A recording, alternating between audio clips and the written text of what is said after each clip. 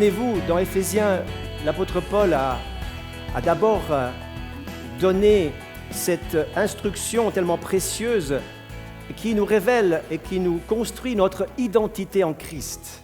Qui sommes-nous en Christ ? Nous avons été élus, choisis, prédestinés, scellés par le Saint-Esprit. Et nous sommes assis avec Christ dans les lieux célestes. Nous avons une position et un héritage qu'il ne faut jamais oublier, dans lequel il faut vivre. Ensuite, l'apôtre Paul va aller de l'avant en disant, pendant plusieurs chapitres, qu'il faut vivre d'une manière digne de l'Évangile. Il faut vivre d'une manière digne de l'Évangile. Il y a des choses qu'il faut arrêter de faire, car nous le faisions autrefois, et qui ne plaisent pas à Dieu. Et nous avons besoin maintenant de marcher d'une manière digne, résolument digne de l'Évangile. Vous avez reçu la force pour cela. Vous recevez l'impulsion du Saint-Esprit et la plénitude du Saint-Esprit, elle sert à cela. Et pour finir, lorsque nous avons reçu notre identité en Christ, lorsque nous vivons dans cette identité en Christ, et lorsque nous vivons d'une manière digne de l'Évangile, alors nous devons être revêtus de toutes les armes de Dieu pour pouvoir tenir ferme dans le mauvais jour. Et j'aimerais qu'on regarde le texte qui est là, Éphésiens 6, 11. « Revêtez-vous de toutes les armes de Dieu afin de pouvoir tenir contre les ruses du diable, car nous n'avons pas à lutter contre la chair et le sang, mais contre les dominations, les autorités, contre les princes de ce monde de ténèbres, contre les esprits méchants dans les lieux célestes. » Donc il faut tenir ferme et il faut lutter, non pas contre des gens, mais contre des puissances qui manipulent, des puissances qui influencent, des puissances qui cherchent à dominer, à prendre le terrain, à le garder. Nous avons à tenir ferme, à résister et à lutter. J'aimerais encore donner dans l'introduction quelques versets qui sont les suivants, qui sont des versets clés. Dans Jacques chapitre 4 et dans 1 Pierre chapitre 5, vous trouvez ces deux textes qu'il faut connaître. Repérez-les dans votre Bible et ne les oubliez pas. Soumettez-vous donc à Dieu, résistez au diable et il fuira loin de vous. Peut-être qu'on pourrait le dire aussi ensemble pour l'intégrer davantage encore. Soumettez-vous à Dieu, résistez au diable et il fuira loin de vous. 3 éléments sont dans ce texte. Si nous sommes soumis à Dieu, nous avons la capacité de résister au diable. Ne cherchez pas à résister au diable si vous voulez faire fi de la première partie de ce texte. Il faut être soumis à Dieu. Et nous l'avons aussi exprimé ce matin. Cette soumission à Dieu nous donne cette protection, cette grâce et cette force de pouvoir résister. Soyez sobres, dit l'apôtre Pierre. Veillez, votre adversaire, le diable, rôde comme un lion rugissant, cherchant qui il dévorera. Résistez-lui d'une foi ferme, sachant que les mêmes souffrances sont imposées à vos frères dans le monde. Parfois, on a l'impression qu'on est les seuls à souffrir de cette manière, les seuls à avoir ce genre de problème, et on se sent isolé. Mais le Seigneur nous dit, eh bien, vous n'êtes pas les seuls. Il y a une puissance adverse qui agit de la même manière dans le cœur des autres aussi. Mais je vous appelle à tenir ferme, à résister à celui qui rôde comme un lion rugissant. Et puis un verset encourageant, « Le Dieu de paix écrasera bientôt Satan sous vos pieds. » Alléluia. Les épreuves, les tentations et l'opposition de l'adversaire sont limitées dans le temps. Alléluia. Sont limitées dans le temps. Toute chose sur cette terre est limitée dans le temps. Le Seigneur nous dit, Satan sera écrasé, car le chrétien est fort pour lui résister et ne pas entrer dans son jeu. Beaucoup de chrétiens aujourd'hui ont peur du diable. D'autres encore le voient un peu partout. Derrière chaque pylône, derrière chaque pilier, il y a un démon caché quelque part dont il faut se méfier. Et beaucoup de chrétiens sont dans cette peur permanente d'être envahis, influencés ou d'avoir dans leur famille des problèmes qui sont dus à cause de démons et d'esprits de tout genre. Il y a beaucoup d'enseignements spécialisés maintenant que vous trouvez un peu partout, spécialement sur Internet, quand vous cherchez quelque chose. Vous trouverez des enseignements de tout genre. Frères et sœurs, j'aimerais vous mettre en garde. Ne cherchez pas à devenir un spécialiste pour comprendre le monde spirituel ténébreux. Prenez pour unique référence ceci et connaissez-la. Car la Bible est équilibrée. Elle ne parle pas que du diable, elle parle d'abord de la gloire de Dieu, mais elle nous donne suffisamment de renseignements pour que nous puissions connaître les ruses, les stratagèmes et les manœuvres du diable. Et l'apôtre Paul va dire, nous n'ignorons pas ses desseins. Il était informé, il avait reçu par révélation, par expérience, dans les contacts qu'il avait avec les gens, et dans les implantations d'églises, il était confronté à des puissances spirituelles d'opposition, de menaces de tout genre, et il avait son expérience. Mais l'Écriture, et j'aimerais dire ça probablement plusieurs fois, l'Écriture nous ramène toujours à notre responsabilité personnelle. Et beaucoup de gens disent aujourd'hui, oui, mais si j'ai un problème, c'est à cause d'un démon, d'un esprit, ou d'une manipulation qui vient contre moi par tel ou tel magicien ou sorcier. Donc, ça concerne ceux qui ont l'autorité, à savoir les pasteurs. C'est eux qui doivent me délivrer de cela. Mes amis, c'est tout faux, ça. Parce que l'Écriture nous ramène toujours à notre responsabilité personnelle.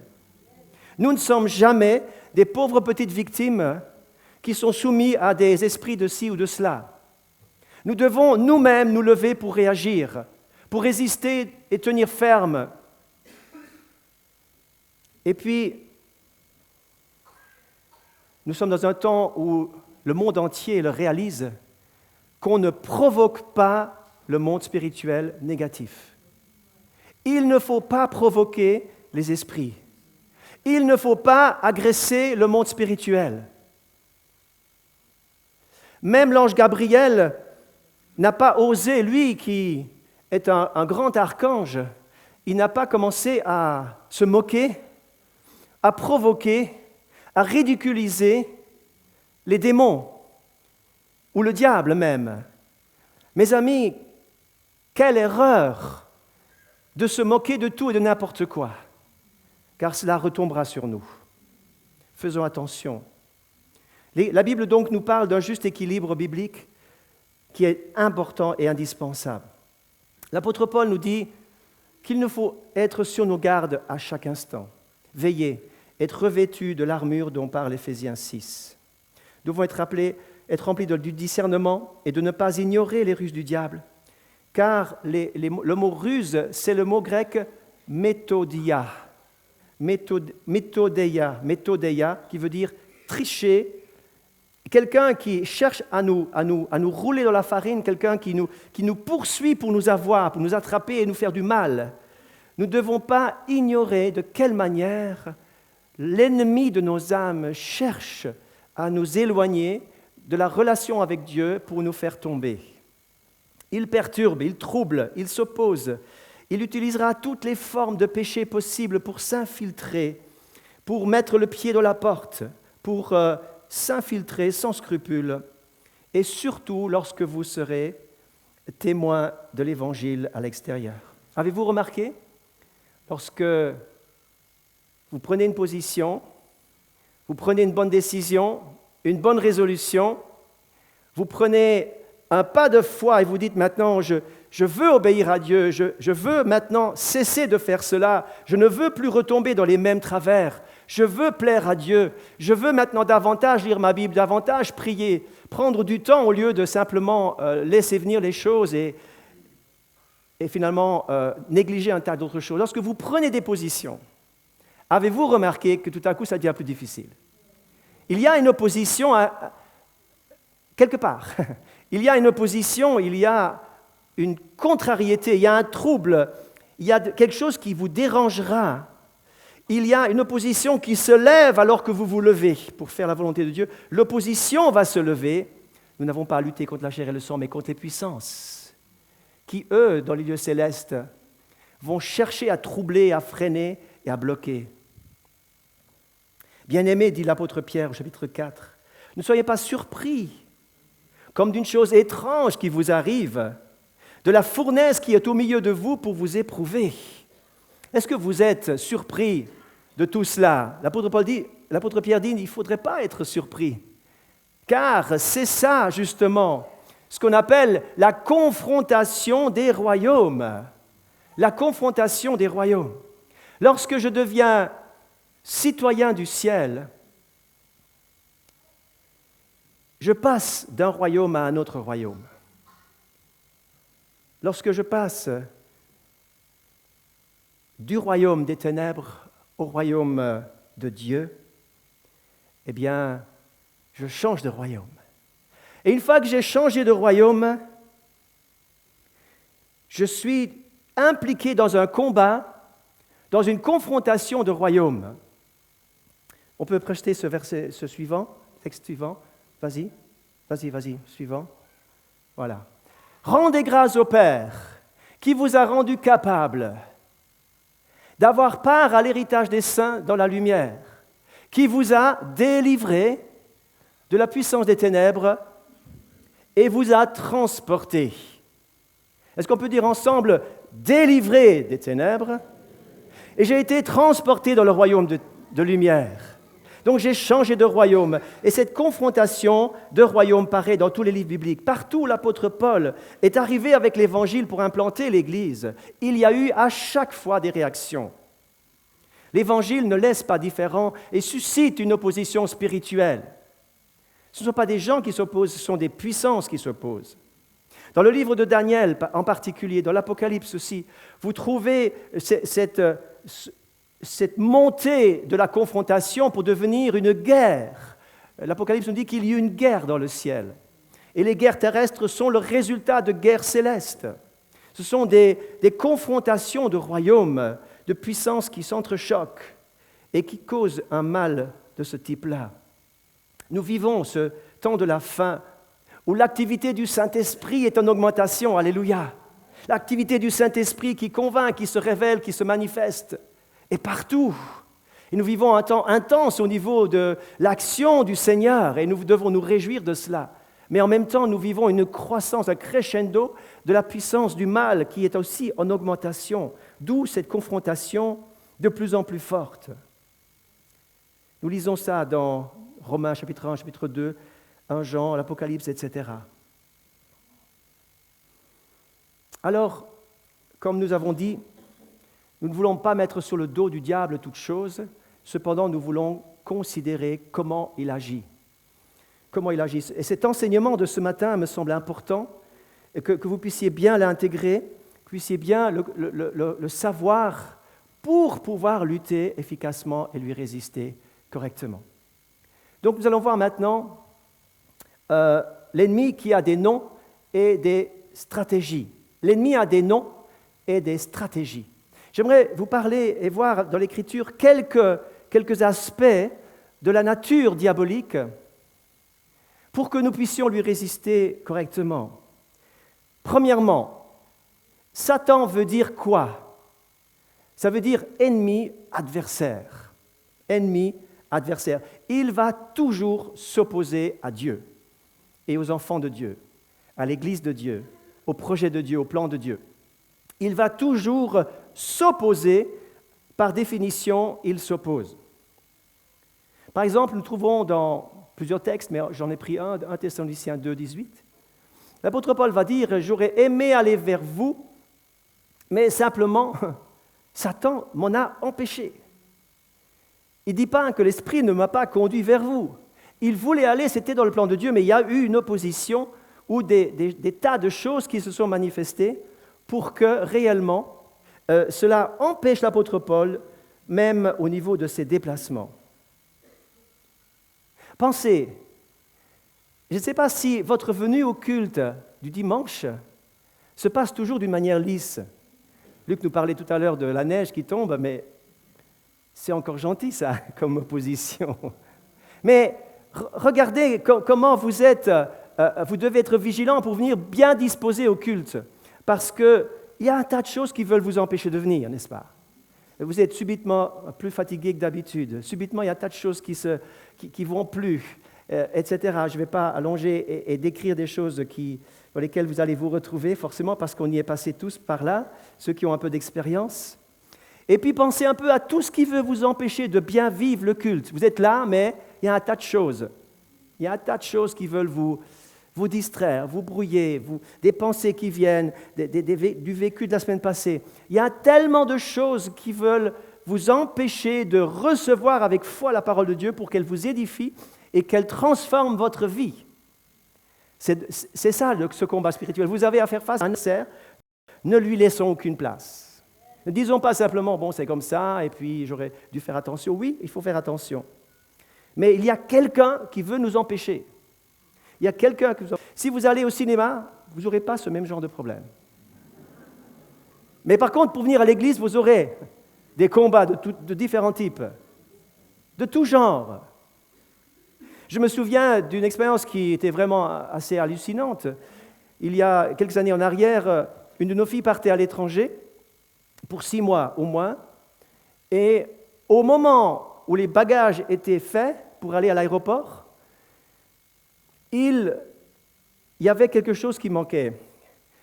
Notre fille avait été opérée des dents et elle avait besoin d'un appareil dentaire. Et voilà que l'appareil dentaire était introuvable au dernier moment, et il fallait le mettre, parce que c'était indispensable de le porter, on ne pouvait pas simplement délaisser ça. Les bagages ont été faits, je ne sais pas combien de fois, pour chercher ce petit objet, cet appareil dentaire. Et là, ils ont été faits, refaits, tout a été partout passé au peigne fin. Et je me souviens, j'étais juste dans une pastorale ici en bas, et je suis monté dans la matinée pour voir comment ça allait. Je voyais que tout le monde était paniqué. Et puis, lorsque je suis remonté la deuxième fois, tout le monde non seulement était paniqué, mais était en pleurs. Parce qu'il fallait partir à l'aéroport, et pas d'appareil dentaire. Et là, je ne sais pas, j'ai compris tout de suite, quelque part, ce qui se passait. Et j'ai pris mon petit monde autour de moi, j'ai dit, au nom de Jésus, Satan, tu relâches ta main. Comme ça, j'ai parlé, en 2 mots. Je suis parti de la chambre de l'enfant. Je ne sais pas ce que j'ai fait. J'ai mis ma main comme ça et je l'avais. Elle est partie avec son appareil dentaire. Satan s'oppose, vous bloque, résiste. Frères et sœurs, je ne dis pas que c'est toujours comme ça, mais il faut être enseigné et instruit par le Saint-Esprit. Et souvent, nous nous trompons encore. Mais il y a un adversaire qui vous empêche et qui veut vous voler un tas de choses. Parfois, des lois ou des régimes politiques s'opposent à l'annonce de l'Évangile par des persécutions, l'intimidation, la menace. Et Jésus a dit que tout cela arrivera. Vous aurez des tribulations dans le monde. Il dira même, heureux serez-vous lorsqu'on vous insultera, vous persécutera et répandront sur vous toutes sortes de mal à cause de moi. Donc Jésus connaissait l'opposition qui allait venir. Le diable s'opposera toujours à toi, car son but c'est d'affaiblir la relation avec Dieu. Il incite à la désobéissance et il se réjouit chaque fois que tu ne fais pas la volonté de Dieu. Il va même te pousser dans ce sens. Regardons la suite. Donc l'ennemi, c'est l'adversaire. Deuxièmement, l'ennemi, c'est le menteur. Vous avez pour père le diable, dira Jésus, et vous voulez accomplir les désirs de votre père. Il a été meurtrier dès le commencement. Il ne se tient pas dans la vérité parce qu'il n'a pas la vérité en lui. Lorsqu'il profère le mensonge, il parle de son propre fond. Il est menteur et père du mensonge. Et l'apôtre Pierre va confronter Ananias et Saphira et va dire, ils ont simplement un peu triché. Simplement un petit mensonge. Quand vous regardez le texte, c'est quand même sévère. Il est bien dit, pourquoi Satan vous a rempli votre cœur? Frères et sœurs, le mensonge est beaucoup plus grave qu'on ne pense, car il ouvre une porte à Satan. Faisons attention. Et je suis parfois ahuri de voir le nombre de chrétiens qui mentent. Alors qu'il est bien dit dans je ne sais pas combien de textes, ne mentez plus. Dehors, les menteurs, c'est marqué dans l'Apocalypse, mais c'est grave. Nous devons arrêter de vivre dans le mensonge. Le diable est menteur, il est le père du mensonge et il pousse et il va appuyer le péché du mensonge. Continuons. Il est meurtrier, il est voleur. Le voleur ne vient que pour dérober. Jésus va raconter l'histoire de la semence jetée en terre. Et il y aura une semence qui tombe sur le terrain, sur la route. Et il est dit en explication que quand les gens entendent l'Évangile, Satan vient c'est bien marqué, Satan vient et enlève la parole. Il est voleur. Il ne veut surtout pas que la parole de Dieu ait un impact et une influence dans notre vie. Donc ça rentre par là et ça sort par là. Ça n'a pas d'effet.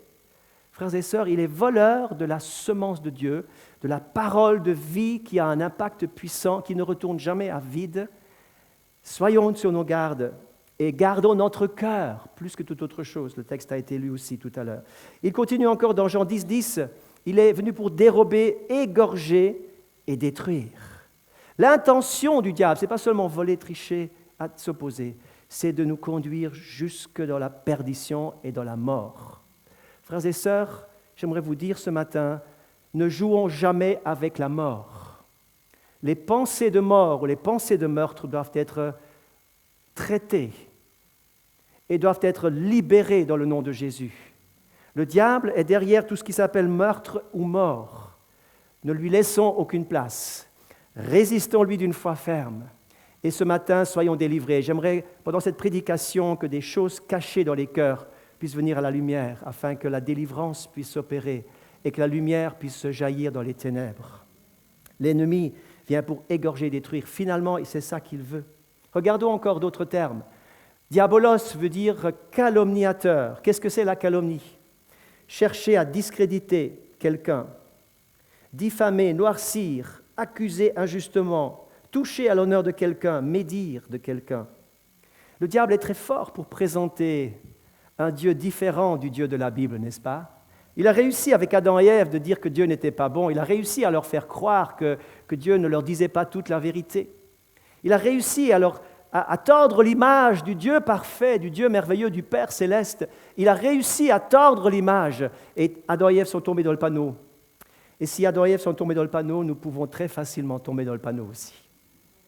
Faisons attention de ne pas manger, avaler tous les mensonges et les calomnies du diable et veillons sur notre langue pour ne pas faire la même chose. Calomnier, dire des choses négatives. Là, nous sommes déjà en train de prendre le même processus, d'aller dans les mêmes lignes qui sont tellement typiques à l'adversaire.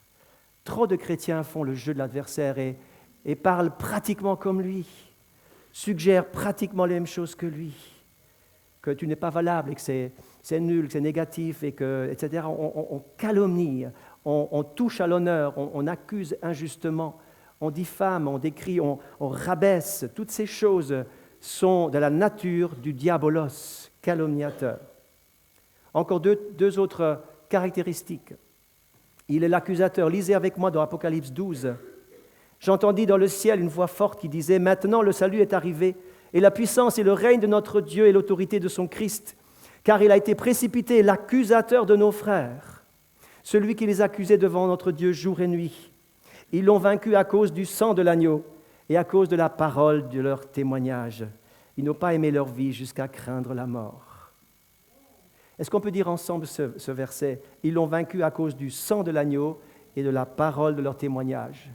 Ils l'ont vaincu à cause du sang de l'agneau et de la parole de leur témoignage. Mes amis, lorsque nous prononçons ces choses, c'est un effet que ça fait.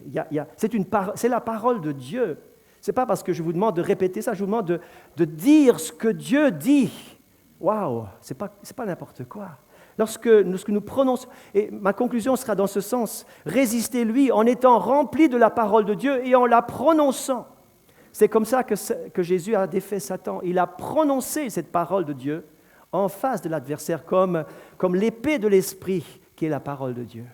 Si vous voulez que la parole de Dieu devienne l'épée d'esprit, il faut la prononcer avec foi et avec l'autorité que Jésus nous donne. L'accusateur des frères. L'accusateur des frères.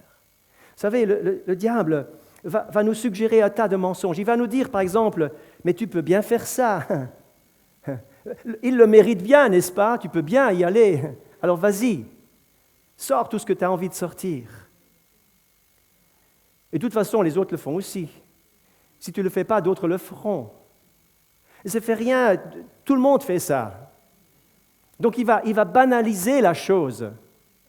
Alors que nous devons être remplis de sagesse et d'être dirigés par l'Esprit, il va nous pousser dans quelque chose qui nous semble banal, commun, mais très humain, très charnel. Et après, lorsqu'on a péché, lorsqu'on a fait ce qu'on n'aurait pas dû faire, après, il nous dit, ah, maintenant tu vas t'en sortir, hein?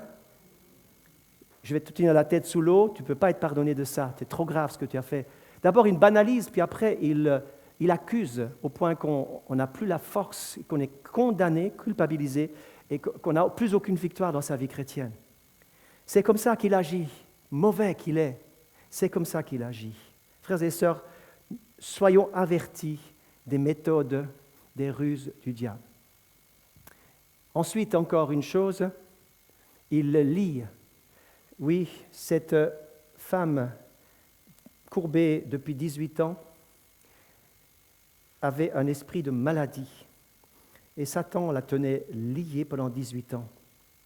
Frères et sœurs, le Fils de Dieu est venu délivrer les captifs, aussi de la maladie, qui peut parfois être un lien diabolique, parfois, pas toujours.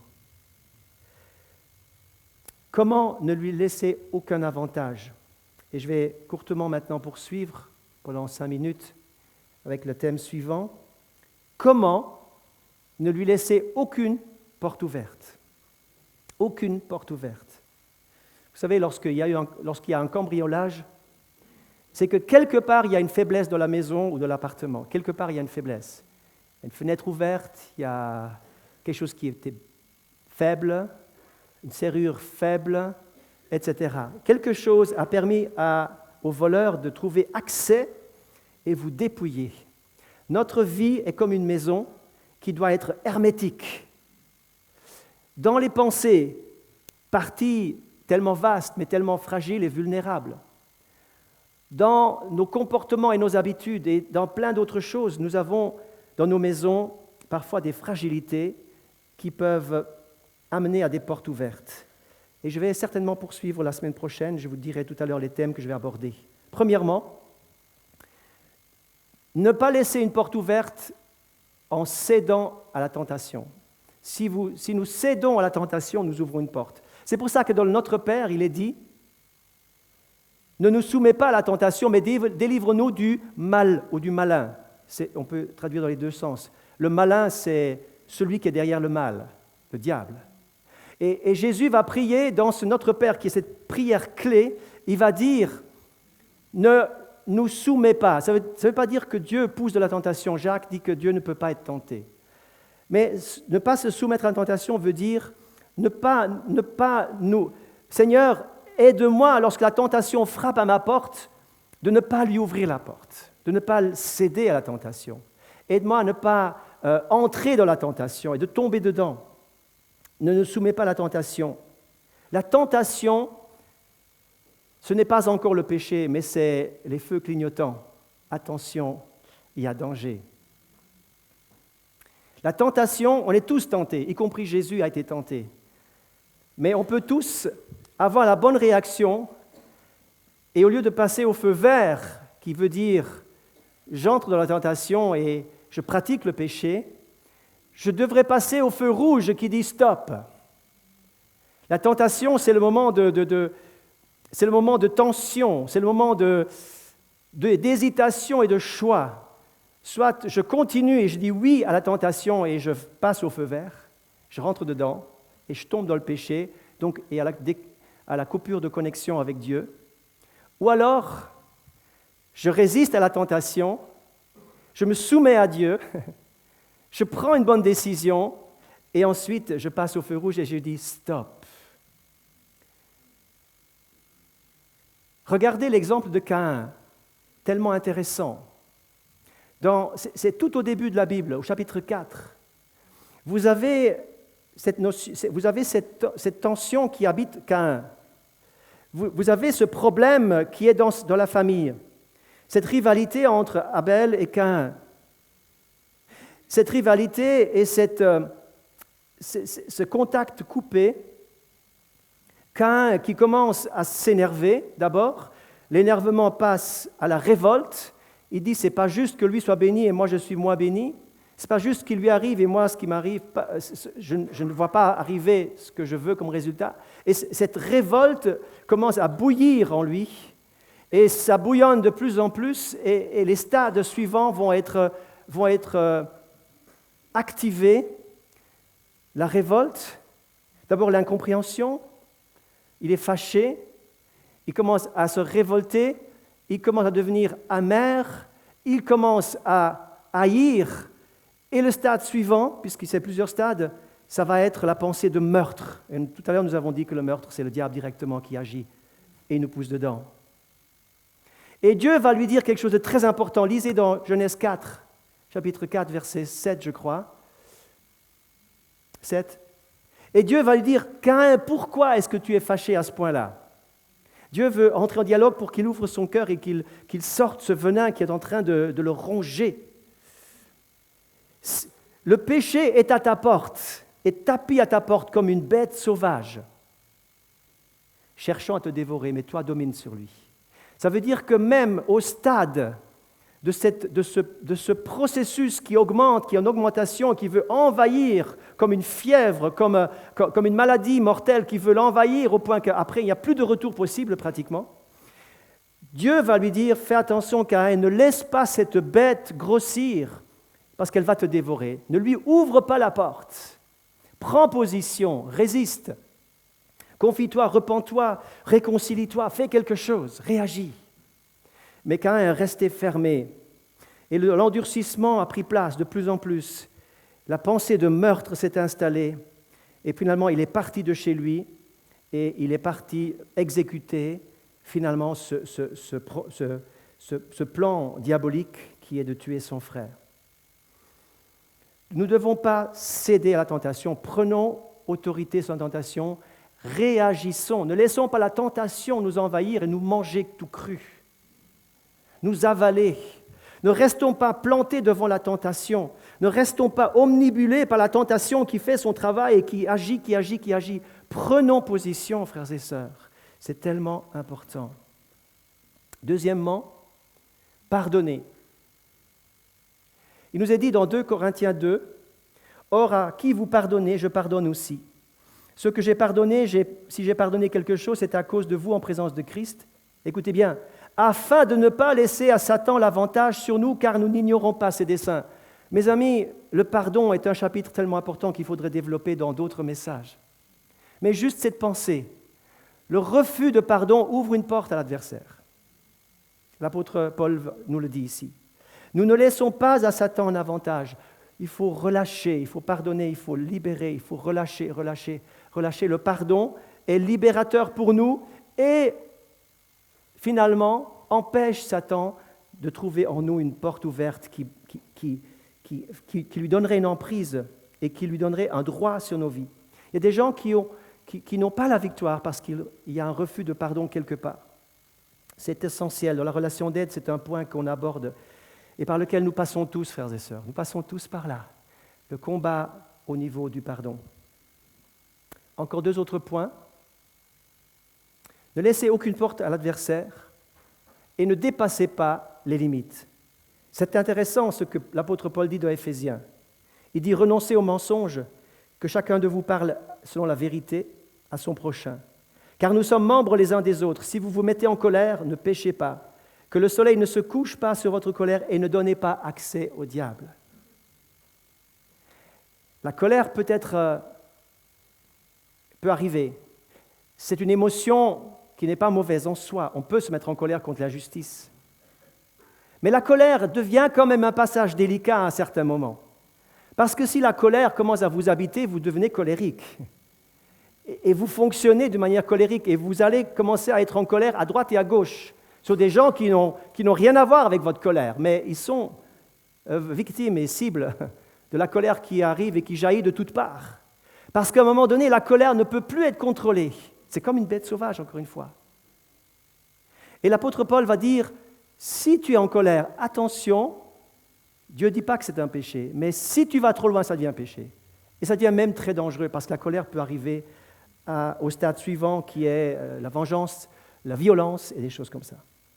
Donc, ne dépassons pas les limites. Frères et sœurs, si quelqu'un ce matin est dans ce cas et que vous dépassez continuellement vos limites et que vous faites souffrir votre entourage à cause de vos accès de colère ou de certaines choses qui sont des tentations mais qui vous envahissent complètement, qui submergent comme un tsunami, Vous avez besoin qu'on prie pour vous, impérativement. Résistez au diable. Ne laissez pas aller.